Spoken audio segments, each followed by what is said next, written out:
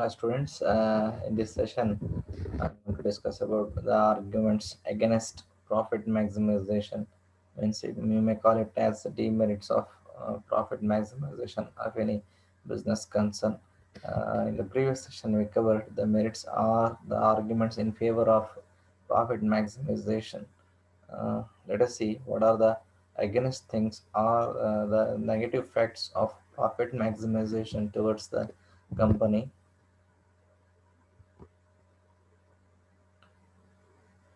The first thing against the profit maximization is it is argued that the profit maximization assumes perfect completion as well as competition. So here, whenever there is a perfect competition, there is no much scope for competition. The prices, quantity, quality, and the customer preference all are become equal. There is no scope for variations or changes regarding the quality, preferences, prices, quantity of goods and services. And there is no scope for differentiation of products also. So if all these things happen, then only there will be a hope for profit maximization, and then only we may call it as a good environment for profit maximization. So here the completion or perfect competition we can't see, it may be imaginary one. So means there will be a differentiation, there will be a competition, there will be changes in strategies, plans, policies, prices, taste, and preference of customers, and there is a requirements, demand for goods and services, region-wise, country-wise. It will be a very different one. So profit maximization may not happen according to the intention or plan of action of any company or business organization. So the profit maximization is not always a favorable one or preferable one. Then the second argument against the profit maximization is that this concept, which is a that's called profit maximization, it was developed in the early 19th century for single entrepreneurship. The single entrepreneurship means here the own entrepreneurs are solely responsible for any kinds of losses, profits, or any activities which take place in the business organization, because he was only the person who interested to make investment or to enjoy the profit as well as to develop business. All kinds of things or activities which was connected with the owner or the person who started the business was there in the 19th century. But the things is now changed in the 20th and 20 and 21st century. That means here, in order to run a company, there will be a separate management is there, no single ownership is there, or sole trading concern is there. So there will be a separate management, shareholders, board of directors, and the liability of each and every person who are working in a company or business organization is limited one. So they will work up to their liability only. So nobody is concerned about taking or bearing the whole responsibility of a company. So the profit maximization was suitable is suitable only for sole proprietors or sole entrepreneurs or sole business concerns. But if it is not suitable for joint stock companies, then the next important argument against the profit maximization is that the production of goods and services that was wasteful and unnecessary. So when the company is in a hungry of earning maximum profit by selling their goods and services, sometimes some companies may not consider the necessity of goods and services for any consumer or customers. So unnecessarily, they are going to deliver the goods and services with the variety features, the diversified features with the different price ranges, even though there is a unfavorable situation of demand and buying the goods and services. They create artificial demand, and as well as they attract the customers, consumers with lot of promotional activities. Though it was if all customers or maximum number of customers buy their products, then no problem. If it was not there, then it will be a problem for them. Then the people may uh, simply attracted and buy the unnecessary goods which is not really required for them. So the unnecessary goods of uh, the goods which is attract the customers with the different features, different offers and different discounts, because a number of competitors will sell the same kind of product, so it is used for the single purpose only. But the many attractions may differs or changes the necessity of a consumer or the person who buy the goods or services. So it's a wasteful and unnecessary activities. Then it's difficult to have a true competition price system when there will be a, a competition among the competitors. If it is healthy, no problem. So if they uh, involved in any unfair trade practices, or want to, if they have a too hungry towards profit, um, if they are too greedy, so they may fix the price according to their wishes. No, they don't consider the financial concerns of company, the risk involved in that. Then they may not consider uh, the income level of consumers or the people who buy their products and services, and they just concerned about the earning profit only. So they may fix the price according to their wishes, and they don't consider so many risks associated with. So it's difficult to have true competition in price system. Then the next argument against profit maximization is that the term profit is vague and not clearly expressed. So here the profit may estimate it, but which nobody is in a position to tell exactly that amount of profit they are going to earn in future. So profit maximization is depending on the demand, the consumer preference, and the situation, marketing situation, which should be favorable to the company or organization. Then only we can say there possibility of profit earning is there. So otherwise, they can't predict or estimate exactly what kind of amount they are going to earn as in terms of profit.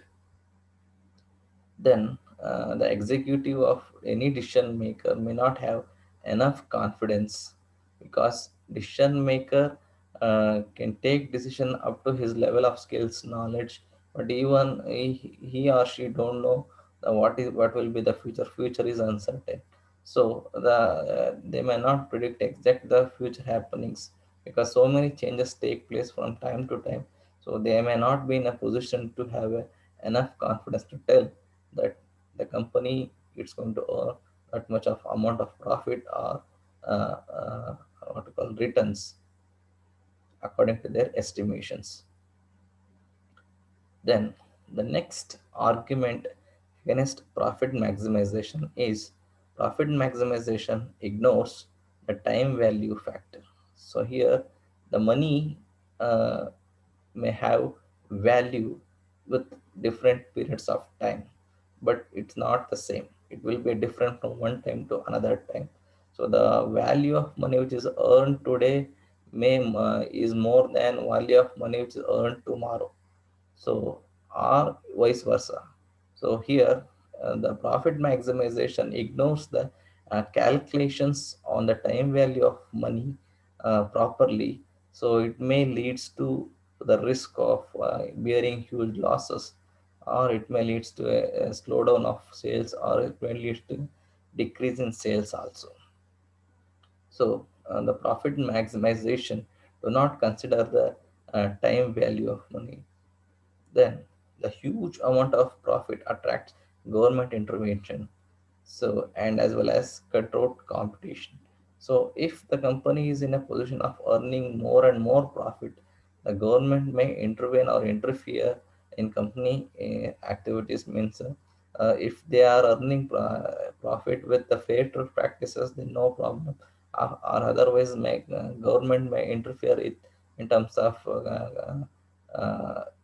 in many things, in many ways, like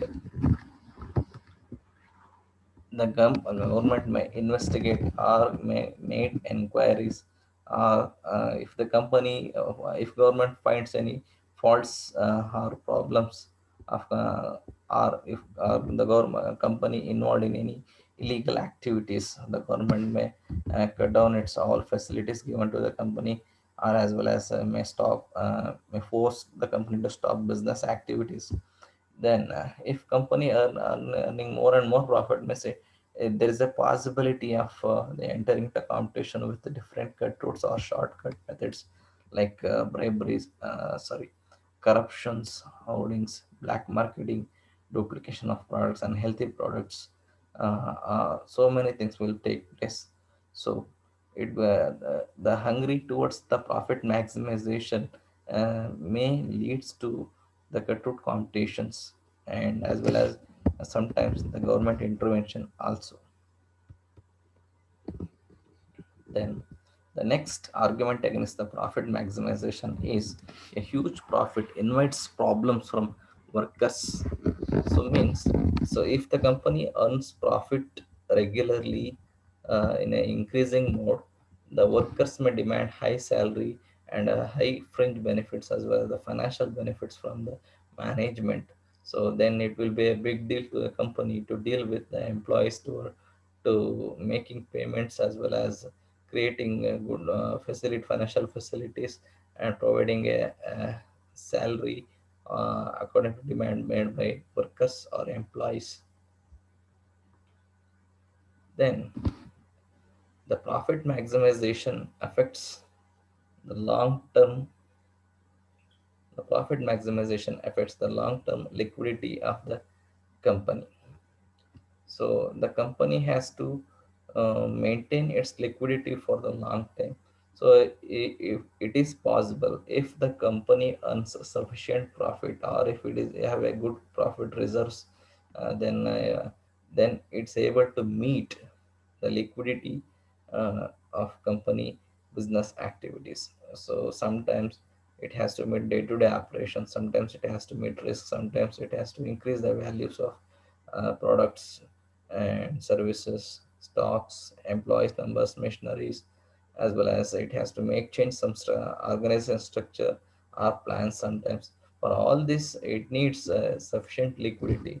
So here, liquidity means the conversion of assets into cash easily. So if the company is in a good position of having sufficient profit, then it will be very easy to maintain the liquidity and meet the requirements of liquidity.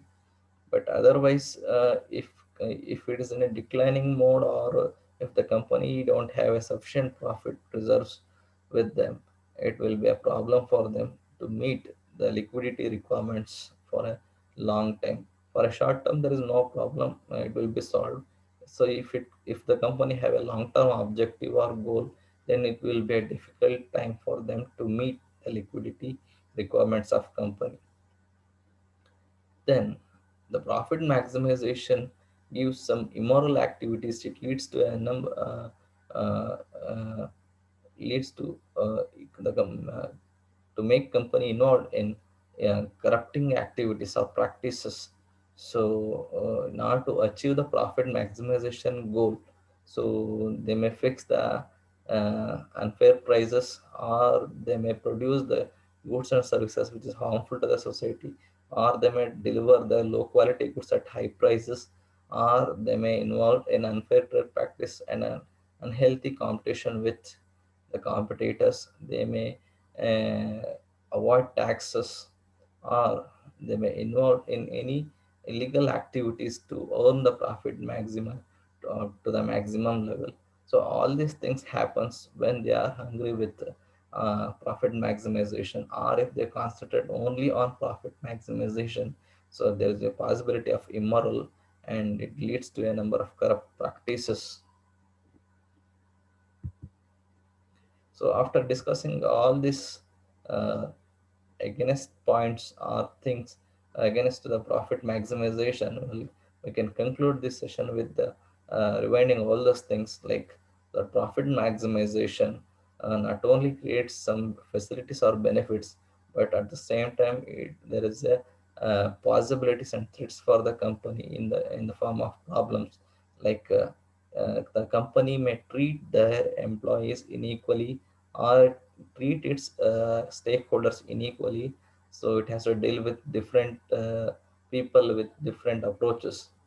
Then the inconsistency of liquidity for long time. So if consistency may not be predicted or expected for a long time, because there will be a changes in financial conditions, there will be a changes in supply of a circular of investments, uh, money or investment or capital. So it will definitely will have an impact or effect on liquidity of company for long time. Then if the company have a more concentration towards only on profit, if it exclude all those things about the things which is relevant to the workers, it may be their health precautions, it may be their safety, it may be their fair remuneration, or maybe of their skill levels. So if it neglect all those things, definitely there will be exploitation of workers. And not only workers, the company is going to exploit the employees, sorry, consumers also, by attracting them with the necessary products and services with low quality is also possible, and they may involve in immorality and unfair trade practices just discussed in the earlier slide. So with this, I conclude my session. Uh, Thank you.